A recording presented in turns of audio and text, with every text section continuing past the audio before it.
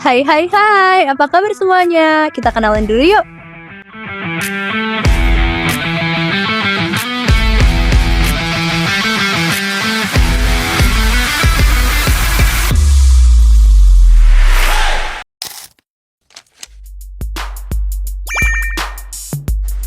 Oke, di sini kita mau ngejelasin nih tentang kitchen equipment.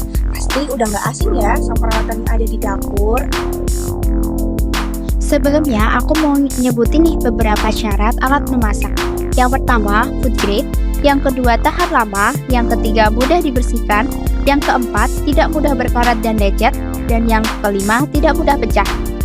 Coba deh kalian sebutin beberapa peralatan dapur yang kalian tahu dan fungsinya apa.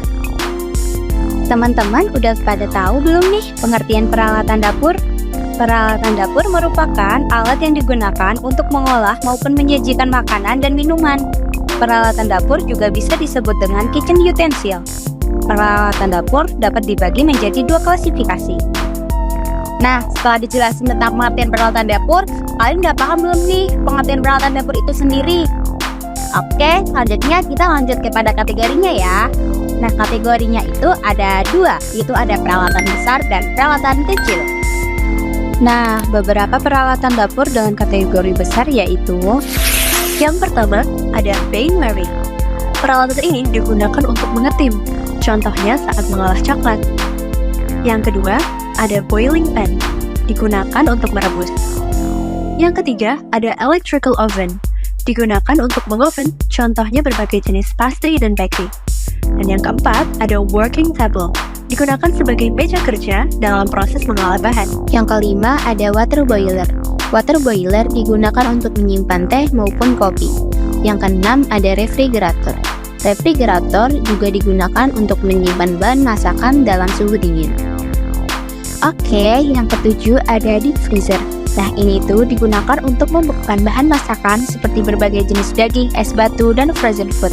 Yang kedelapan ada sink atau wastafel, digunakan untuk mencuci berbagai jenis peralatan memasak. Dan yang kesembilan ada deep fryer.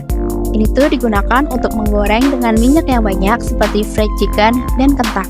Yang ke-10, slicer digunakan untuk memotong daging dalam keadaan beku. 11, juicer digunakan untuk memisahkan ampas dan menyaring sari dari buah ataupun sayur. Oke, setelah mengetahui peralatan dapur yang besar, saatnya kita ke peralatan dapur kecil. Kategori alat dapur kecil yang pertama yaitu alat pemotong. Contohnya berbagai jenis pisau seperti pisau daging, pisau garnis, pisau kecil, dan pisau sayur. Yang kedua ada pilar. Nah, yang ketiga ada chopper, yang keempat blender, dan yang kelima scraper. Yang keenam pizza cutter, ketujuh parutan, dan yang terakhir ada gunting. Oke, lanjut kepada kategori selanjutnya. Kategori selanjutnya ada kategori alat dapur kecil, yaitu alat pengaduk.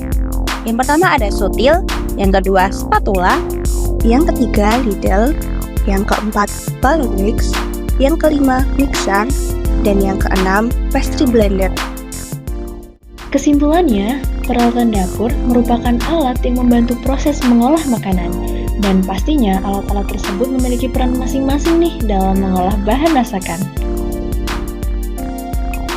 Oke, gitu aja beberapa peralatan dapur yang dapat kami jelaskan. Sebenarnya masih banyak banget nih peralatan yang ada di dapur. Dari video kami, semoga dapat bermanfaat buat teman-teman semua.